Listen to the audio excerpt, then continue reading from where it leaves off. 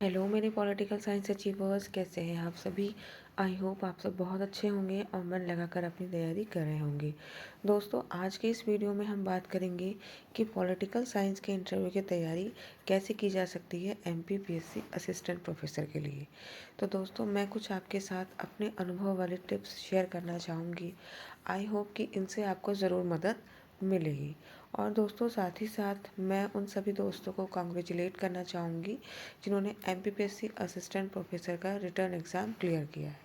और इसके साथ ही मैं अपने उन सभी दोस्तों को जिनका कि एग्ज़ाम इस बार क्लियर नहीं हुआ है, ये कहना चाहूँगी कि दोस्तों बिल्कुल भी हिम्मत मत हारिए, क्योंकि जो सक्सेस है ना, this is the ability to go from failure to failure without losing your enthusiasm. अपने एंथुजियाज़म को लूज़ किए बिना हर फेलियर से आगे बढ़ते रहना ही सक्सेस की सबसे बड़ी निशानी है। क्या यूँ कह सकते हैं कि यही सक्सेस तक पहुंचने का रास्ता है। दोस्तों, मैं जब भी परेशान होती हूँ तो मुझे ये कोट बहुत ही ज़्यादा हेल्प करता था। जब भी मुझे कोई फेलियर मिलती थी तो मैं यही सोचती थी कि ये फेलियर जो है, ये मुझे आप मेरी सक्सेस तक ले जाने के लिए एक रास्ता है। तो आप भी ऐसे ही सोचिए और मन लगाकर अपनी तैयारी करिए। तो दोस्तों, चलिए देख लेते हैं कि इंटरव्यू के लिए कौन कौन सी टिप्स फॉलो करके हम इंटरव्यू में भी सफल हो सकते हैं। तो दोस्तों, ये कुछ पॉइंट्स हैं जिनके बारे में मैं आपसे डिस्कस करना चाहती हूँ कि अगर इनके बारे में आप ध्यान रखेंगे, इस तरीके से तैयारी करेंगे, तो डेफिनेटली आपको आपके इंटरव्यू में ज़रूर मदद मिलेगी। दोस्तों, आप इंटरव्यू की तैयारी ये बिल्कुल मत सोचिएगा कि उसमें तो हम क्या तैयारी करें, कहाँ से करें, कैसे करें, कुछ भी पूछा जा सकता है। क्योंकि कुछ बच्चों ने मुझसे ये भी कहा कि उसमें तो कोई लिमिट ही नहीं है, कहाँ से क्या पूछ लें, तो हम क्या तैयारी करें, तो थोड़ा बहुत पढ़ लेते हैं। बिल्कुल भी ऐसा नहीं है दोस्तों, अपनी तैयारी पूरे अच्छे से करिए। क्योंकि अभी दिसंबर जनवरी तक ऐसा सुनने में आ रहा है कि इंटरव्यू की डेट आ सकती है। तो अभी आपके पास लगभग 1 महीने का मौका है, जहाँ तक मैं देख पा रही हूँ। तो इसे और कम भी मान के चलिए, क्योंकि हो सकता है कि दिसंबर के लास्ट में डेट आ जाए या थोड़ा और पहले आ जाए। तो इसलिए आप अपनी तैयारी बहुत मन लगाकर और बहुत ज़्यादा अच्छे से कीजिए। तो सबसे पहला पॉइंट दोस्तों जो हम यहाँ पे डिस्कस करेंगे, वो है आत्मविश्वास। दोस्तों, जब भी आप कोई इंटरव्यू देने जाते हैं कहीं भी, न सिर्फ आयोग का बल्कि कोई भी, सब आपको पहले टिप यही देते हैं कि आप पूरे आत्मविश्वास के साथ जाइएगा, पूरे कॉन्फिडेंस होने चाहिए, डरना नहीं है, घबराना नहीं है। लेकिन दोस्तों, ये आत्मविश्वास हमें नहीं आता, और ऐसा क्यों है और ये कैसे आएगा, तो इसके बारे में हम डिस्कस करेंगे इस वीडियो के लास्ट में। ठीक है। पॉइंट तो ये पहला है, ज़रूरी है सबसे, इसलिए मैंने इसको नंबर 1 पे रखा है। लेकिन बात करेंगे इसके बारे में लास्ट में कि ये कैसे आएगा। चलिए अब देख लेते हैं दूसरे पॉइंट को। तो दोस्तों, इंटरव्यू की शुरुआत काफ़ी हद तक दोस्तों ये कैंडिडेट पर डिपेंड करता है कि इंटरव्यू की शुरुआत आपकी कैसे होगी। जैसे कि मैंने जब लोक सेवा आयोग का यूके का उत्तराखंड का वो दिया था, इंटरव्यू दिया था, तो उसमें उन्होंने मुझसे पूछा कि आप क्या करते हो अभी। मैंने उन्हें बताया कि मैं पढ़ाती हूँ। तो उन्होंने मुझसे पेपर्स पूछे कि आप कौन कौन से पेपर्स पढ़ाते हो। तो जो मैंने पेपर्स पूछे, मेरा पूरा इंटरव्यू उसी के इर्द गिर्द घूमता रहा। उन्होंने उन पेपर्स के अलावा किसी और पेपर से सवाल नहीं पूछा। उन्होंने मोस्टली उन्हीं पेपर से सवाल पूछे जो कि मैंने उन्हें बताए थे कि ये मैं पढ़ाती हूँ। क्योंकि फिर इंटरव्यू ये मान के चलता है कि ये आपको अच्छे से आता होगा, क्योंकि ये पेपर तो आप पढ़ा रहे हो। ठीक है। अगर आप नहीं पढ़ा रहे हो फिलहाल, तो कई बार वो ये भी पूछ लेते हैं कि हम आपसे कहाँ से सवाल पूछें। तो अपने कुछ पोर्शन ऐसे, अपने कुछ जो पेपर्स हैं वो इतने अच्छे से तैयार करके जाइए कि हाँ, आप यहाँ से हमसे सवाल पूछिए। और इसमें भी एक चीज़ ये ध्यान रखनी है दोस्तों, कि जैसे मान लीजिए आपने ये कह दिया, इंटरव्यू ने सपोज़ आपसे पूछा कि बताइए हम आपसे किस पेपर से सवाल पूछे, और आपने कहा कि मुझसे आईजीपी से सवाल पूछिए, यानी इंडियन गवर्नमेंट एंड पॉलिटिक्स से सवाल पूछिए। और मान लीजिए इंटरव्यूअर ने आपसे पहला ही सवाल पूछा और आप आंसर नहीं दे पाते हैं। ठीक है। तो बिल्कुल भी होपलेस नहीं होना है, बिल्कुल भी घबराना नहीं है। क्योंकि देखिए, आपका आईजीपी या Indian government and politics paper तैयार है, इसका ये बिल्कुल भी मतलब नहीं है कि आप 10 के 10 सवालों के जवाब दे सकते हैं। हो सकता है कि आप 10 में से 9 ही बता पाएँ या 8 ही बता पाएँ। तो यहाँ पे आपको बिल्कुल भी होपलेस नहीं होना है, बिल्कुल भी घबराना नहीं है। अगर मान लीजिए आप पहला सवाल भी नहीं बता पाते हैं, दूसरा भी नहीं बता पाते हैं तो आपको घबराना नहीं है। आपको बिल्कुल आराम से उन्हें सॉरी कहना है कि सर ये मेरी जानकारी में नहीं है, मुझे इस विषय को अभी और पढ़ने की ज़रूरत है। ठीक है? ऐसे हम्बली आप आंसर दे सकते हैं कि मुझे इसकी सर मुझे याद नहीं आ रहा है या मुझे इसकी जानकारी नहीं है, मुझे इस विषय को और ज़्यादा पढ़ने की ज़रूरत है। ठीक है? तो उन्हें क्लियर हो जाएगा कि अभी आपको और पढ़ना इसमें बाकी है। ठीक है? उसके बाद आप क्या कर सकते हैं, उसके बाद आप बाकी जो प्रश्न हैं उनके आंसर आप सही-सही दे देंगे और आपको देखिएगा कि कॉन्फिडेंस भी रहेगा। अगर आपके 2 आंसर नहीं आए और आप एकदम होपलेस हो गए तो आगे आते हुए भी आप उन्हें सही से नहीं बता पाएँगे। ठीक है?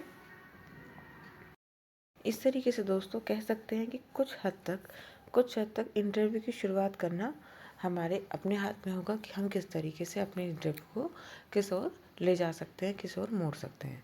ठीक है? उसके बाद हम बात करेंगे तीसरे पॉइंट की, वो है अपने विषय का संपूर्ण ज्ञान। दोस्तों कई बार मैं देखती हूँ कि कुछ दोस्तों की अप्रोच रहती है कि इंटरव्यू में तो कहीं से भी पूछ लिया जाता है। जैसे कुछ बच्चों ने मुझे कमेंट किया कि मैम इंटरव्यू में तो कहीं से कुछ भी पूछा जा सकता है, तो हम क्या पढ़ें? तो मतलब ऐसा बहुत कुछ पढ़ने के लिए नहीं है। बिल्कुल भी ऐसा नहीं है दोस्तों। आप जिस सब्जेक्ट के लिए जा रहे हैं, ठीक है, उस सब्जेक्ट का आपको पूरा ज्ञान होना चाहिए। ठीक है? आपके पास देखिए, आपके पास कोई नोट्स हो, जो भी नोट्स जिनसे आपने एग्ज़ाम की तैयारी करी है, उसको आप पूरा पढ़ेंगे। उसके अलावा भी अगर कोई आपके पास कंटेंट है आपके सब्जेक्ट से रिलेटेड, तो आप उसको पूरा पढ़ेंगे। मैं तो कहती हूँ कि इतने समय में अगर आप उस पूरे को अगर रिवीज़न करते हैं कम से कम 2 बार, तो ये आपके लिए बहुत अच्छा होगा। अपने सब्जेक्ट को पूरा अच्छे से पढ़ के जाइए। दोस्तों ये मत भूलिए कि यहाँ पे जो आपके लिए एग्ज़ाम हो रहा है या ये जो इंटरव्यू हो रहा है, यहाँ पे किसी छोटी चीज़ के लिए नहीं हो रहा है, बल्कि आप यहाँ पे असिस्टेंट प्रोफेसर बनने जा रहे हैं। ठीक है? जो कि एक बहुत ही बड़ी पोस्ट है। तो इंटरव्यूअर ये आपसे पूरी तरह से एक्सपेक्ट कर सकता है कि आपको अपने विषय की एटलीस्ट क्या हो, पूरी तरीके से जानकारी हो। यहाँ भी वही नियम लागू होता है दोस्तों। अगर आपसे मान लीजिए 10 सवाल पूछे जाते हैं और 10 में से आप अगर 2 नहीं बता पाते हैं, तो बिल्कुल आपको होपलेस नहीं होना है, सॉरी कहना है, आगे बढ़ना है और आगे के सभी सवालों को जवाब देना है। लेकिन अगर आपने अच्छे से सब्जेक्ट को पढ़ा होगा ना, अच्छे से रिवाइज़ करना किया होगा ना, तो ये मेरी गारंटी है कि कम से कम 80% क्वेश्चन यानी कि 10 में से 8 क्वेश्चन तो आप सही ही कर ले जाएँगे। इतना तो आप कर ले जाएँगे, मुझे ऐसा लगता है। ठीक है? चलिए, अब एमपीपीएससी एग्ज़ाम के लिए हमें और किस चीज़ को पढ़ना चाहिए? तो दोस्तों यहाँ पे हमें अपने अच्छा एक चीज़ मैं यहाँ पे और बताना चाहूँगी, सब्जेक्ट को पढ़ने के साथ-साथ, ठीक है? सब्जेक्ट एक तो हमने पढ़ लिया अपना सब्जेक्ट, ठीक है? हमने सब्जेक्ट पढ़ लिया अपना, इसको अच्छे से हमने रिवाइज़ कर लिया जो भी हमारे पास कंटेंट है, ठीक है? उसके बाद हमें यहाँ पे पढ़ना होगा करंट, ठीक है? Current affairs, current affairs. अब आप कहेंगे मैम करंट अफेयर्स क्या? तो करंट अफेयर्स अफेयर्स हमारे सब्जेक्ट से रिलेटेड। दोस्तों हमारा सब्जेक्ट राजनीति विज्ञान है, ऐसा सब्जेक्ट है जिसमें कुछ ना कुछ घटनाएं घटती ही रहती हैं। तो करंट अफेयर्स में भी यहाँ पे आपको 2 चीज़ें देखनी होंगी। एक तो आपको देखना होगा नेशनल, अगर नेशनल आपको लगता है कि कुछ भी राजनीति से जुड़ी चीज़ है या कुछ भी ऐसा मुद्दा है तो आप उसको ज़रूर देखिएगा करंट अफेयर्स में। इसके अलावा देखना है आपको इंटरनेशनल, ठीक है? इंटरनेशनल अगर के कोई बिंदु होता है राजनीति विज्ञान से जुड़ा तो वो भी देखना है। जैसे कि अभी हम देख सकते हैं कि रशिया और यूक्रेन का युद्ध काफ़ी समय से चल रहा है, ठीक है? तो उसके बारे में आप पढ़ सकते हैं। या इज़राइल वाला जो मामला था उसके बारे में आप देख सकते हैं। उसमें आपसे पूछ सकता है कि भारत का क्या इसमें रोल है या भारत की क्या स्थिति है इसमें, या वो क्या विचार रखता है। इसके अलावा आप देख सकते हैं जैसे हमारे जो पड़ोसी देश है, जैसे बांग्लादेश वाले अस्थिरता अभी है। वैसे बांग्लादेश पूछने की संभावना कम है क्योंकि थोड़ा सा कंट्रोवर्शियल हो जाएगा, लेकिन फिर भी पूछा जा सकता है कि हमारे जो आसपास के पड़ोसी हैं उनमें कैसा माहौल है, अस्थिरता है, कैसा है, क्या है, क्या क्या चीज़ें हैं, भारत का इसके प्रति क्या रुख होना चाहिए। इस तरीके के सवाल यहाँ से आपसे पूछे जा सकते हैं। इसके अलावा आप नेशनल करंट अफेयर्स की तैयारी कर सकते हैं राजनीति विज्ञान से रिलेटेड। जैसे अभी कोई योजना केंद्र सरकार ने लॉन्च की है, तो इस तरीके की चीज़ें आप याद करके जा सकते हैं। ठीक है, इनके बारे में आप पढ़ के जा सकते हैं। तो ये सब चीज़ें आपको ज़रूर पढ़नी है। तो ध्यान रखना है, अपना सब्जेक्ट पूरा आपको अच्छे से कवर करना है, ठीक है। जितना भी आपके पास कंटेंट है उसको रिवाइज़ करना है, और साथ ही साथ आपको करंट अवेयर्स नेशनल और इंटरनेशनल दोनों को एक नज़र डालनी है, कि आपसे अगर पूछे तो आपके दिमाग में हो कि ये क्या है और आप उसे बता सकें, ठीक है। तो ये दोनों चीज़ें मिलाने के बाद, ये दोनों चीज़ें जब आपकी कवर हो जाएंगी, तो आप ये मान सकते हैं कि आपने अपने विषय का संपूर्ण ज्ञान अपनी तरफ से ले लिया है, कर ली है तैयारी, ठीक है। अब चलेंगे हम दूसरे पॉइंट पे दोस्तों, और डिस्कस करेंगे दूसरे पॉइंट के बारे में। हमारा अगला पॉइंट है एमपी का अध्ययन। तो दोस्तों यहाँ पे हमें एमपी के विषय में बहुत अच्छे से अध्ययन करना है। दोस्तों आपने जब अभी एग्ज़ाम दिया होगा तो इसमें एमपी के बारे में पढ़ना था, आपने काफ़ी अच्छे से पढ़ा ही होगा। लेकिन अब आपको क्या करना है, अब आपको इसको अच्छे से रिवीजन करना है, ठीक है। बहुत अच्छे से इसको रिवाइज़ करना है, क्योंकि वो एक्सपेक्ट करेंगे कि आप जिस स्टेट में आ रहे हो काम करने के लिए, जिस स्टेट में आपको वो जॉब देने वाले हैं, आपको उसके बारे में अच्छी जानकारी होनी चाहिए। तो आप इसको अच्छे से पढ़ के जाएंगे, जो भी आपने पढ़ा हुआ है उसको रिवाइज़ करेंगे, ठीक है। उसके बाद है एमपी से जुड़े करंट अफेयर्स। यहाँ पे भी दोस्तों वही है, एमपी पढ़ना है, साथ ही साथ करंट अफेयर्स पढ़ना है। एमपी में योजनाएं वगैरह लागू होती रहती हैं, उनके बारे में पढ़ना है। वहाँ का कैबिनेट, वहाँ के मुख्यमंत्री, जो महत्वपूर्ण पदाधिकारी हैं, उनके बारे में सारी चीज़ें आपको याद रखनी है, आपसे पूछा जा सकता है, ठीक है। इसके अलावा ये मैंने आपको ये जो नेक्स्ट पॉइंट है विषय से जुड़े करंट अफेयर्स, ये मैंने आपको यहीं पे डिस्कस कर दिया है कि संपूर्ण विषय के ज्ञान में मैंने आपको इसको डिस्कस कर दिया कि विषय से जुड़े कौन कौन से जो सभी भी करंट अफेयर्स हैं उनके बारे में आपको ज़रूर पढ़ना है, ठीक है। आप इसकी एक लिस्ट बना लेंगे, ढूंढ कर कि क्या क्या करंट अफेयर्स अभी राजनीति से रिलेटेड चल रहा है, फिर आप उसको एक एक करके पढ़ते जाएंगे। दोस्तों मैंने इसी तरीके से किया था और मुझे इससे बहुत हेल्प मिली थी। और लेकिन करंट अफेयर्स तब भी अपने आप में इतना वास्ट है कि अगर आप बहुत पढ़ के जाते हो तो भी कुछ नहीं पता वो कहाँ से पूछ लें, लेकिन तब भी आपको अपनी तरफ से पूरी तैयारी करके जाना है, ठीक है दोस्तों। एक पॉइंट और यहाँ पे हमें इम्पॉर्टेंट है, ठीक है, उसके बारे में मैंने यहाँ पे मेंशन नहीं किया है, मैं आपको अलग से उसको लिख के बता रही हूँ, क्योंकि वो अपने आप में ही बहुत इम्पॉर्टेंट है। वो है टीचिंग, ठीक है। ये दोस्तों एक बहुत ही इम्पॉर्टेंट पॉइंट है कि आपसे आयोग टीचिंग करने के लिए कहता है तो आप किस तरीके से टीचिंग करते हैं। तो टीचिंग के लिए आपको क्या करना है दोस्तों, तो टीचिंग के लिए सबसे पहले तो आपको क्या करना है, कम से कम मेरे हिसाब से 4 टॉपिक आप अच्छे से तैयार कर लीजिएगा, जो आपको लगता है कि आप बहुत अच्छे से पढ़ा सकते हैं, आपके पास आपकी उसके ऊपर अच्छी कमांड है, ऐसे 4 टॉपिक आप उसमें तैयार कर लीजिएगा। कोई भी किसी भी पेपर से आप कोई भी 4 टॉपिक उठाइए, या जो पेपर आपको अच्छा लगता है उससे कोई 4 टॉपिक उठाइए और उसे अच्छे से तैयार कीजिए, ठीक है। उसके बाद आप प्रैक्टिस कर लीजिए, उनको अच्छे से तैयार कीजिए। उसके बाद आप प्रैक्टिस करिए क्या, पढ़ाने की।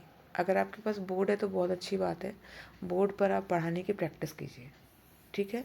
बोर्ड पर आप पढ़ाने की प्रैक्टिस कीजिए कि आपको किस तरीके से पढ़ाएंगे आप वहाँ पे, ठीक है। और उसके बाद दोस्तों आप एक नेचुरल टीचर हो, ठीक है, टीचर बनने जा रहे हो, नेचुरल टीचर हो, तो अपनी जो टीचिंग स्किल्स है ना, जो टीचर्स जो आप वहाँ पे पढ़ाओगे ना, उसको नेचुरल रखना। जैसा कि आप क्लास में पढ़ाते हो बिल्कुल वैसे ही, उसमें ये नहीं सोचना कि मैं कैसे पढ़ाऊँ या कुछ, नहीं, बिल्कुल नहीं। आप अपना नेचुरल स्टाइल ही रखिएगा, जैसे कि आप क्लास में पढ़ाते हैं बिल्कुल उसी तरीके से आप पढ़ाइएगा। और यहाँ पर भी ध्यान रखना है दोस्तों कि पूरे आत्मविश्वास या कॉन्फिडेंस के साथ यहाँ पे आपको क्या करना है, पढ़ाना है, ठीक है। पूरे कॉन्फिडेंस के साथ आपको यहाँ पढ़ाना है। और ये कॉन्फिडेंस कैसे आएगा पढ़ाने का, ये कॉन्फिडेंस तब आएगा जब आपका टॉपिक अच्छे से तैयार होगा, आपको उसकी पूरी नॉलेज होगी, तो आपको अंदर से खुद ही कॉन्फिडेंस आएगा पढ़ाने का। और आप ध्यान रखेंगे कि ये नेचुरल टीचिंग आपको करनी है, कोई भी उसमें बनावट नहीं लानी है, कोई भी स्ट्रेस में नहीं आना है, प्रेशर में नहीं आना है। तो आप अपनी नेचुरल टीचिंग जो कि आप अच्छे से करते हो वो आप यहाँ पे कर पाओगे, ठीक है दोस्तों। तो यहाँ पे टीचिंग अपने आप में बहुत ही इंपॉर्टेंट है, 4 टॉपिक कम से कम आपको तैयार कर लेने हैं। लेकिन आपको ये भी ध्यान रखना है कि ज़रूरी नहीं है कि वो 4 टॉपिक में से ही आपको दे दें। कई बार ऐसा होता है कि दे भी देते हैं, कई बार ऐसा होता है कि नहीं भी होता है। जैसे कि मैं अपना एक्सपीरियंस आपके साथ शेयर करूँ, एक बार मैं यूनिवर्सिटी के इंटरव्यू में गई थी, तो वहाँ तो ऐसा कोइंसिडेंटली हुआ कि उन्होंने 10 टॉपिक दिए, उनमें से कहा एक आप चूज़ कर लीजिए पढ़ाने के लिए। तो उनमें से मेरा वो टॉपिक था जो मैंने पढ़ा हुआ था, तैयार किया हुआ था। लेकिन जब मैं आयोग के इंटरव्यू में गई, मैंने वहाँ पे 4 टॉपिक तैयार किए हुए थे, लेकिन उन्होंने मुझसे वो 4 टॉपिक पढ़ाने के लिए नहीं कहा। वो रैंडम मुझसे एक सब्जेक्ट पर बात कर रहे थे, एक पेपर पे बात कर रहे थे, और उन्होंने अचानक ही मुझसे कहा कि ठीक है, आप इस टॉपिक को पढ़ा दीजिए। ठीक है, वहाँ पे दोस्तों मैंने उनसे बिल्कुल भी ये नहीं कहा कि मुझे ये टॉपिक नहीं पढ़ाना है, मैंने तो और तैयार किए हैं। देखिए, अगर आप इनकेस उस टॉपिक में कंफर्टेबल नहीं हो तो आप कह सकते हो, ठीक है, आप ऐसा कह सकते हो कि मैं ये नहीं, इसके अलावा मैं कोई और टॉपिक पढ़ा दूँ। ठीक है, ऐसी रिक्वेस्ट आप कर सकते हो। लेकिन मैं आपसे ये कहना चाहूँगी कि मेरा जो मानना है ना, कि अगर वो आपसे कोई टॉपिक देते हैं, आपको रैंडमली कोई टॉपिक उठा के देते हैं जो कि आपने नहीं पढ़ा हुआ है, तो भी आप उस टॉपिक को पढ़ा दीजिए। आपकी ऐसी तैयारी होनी चाहिए कि आप उस टॉपिक को भी पढ़ा सकें।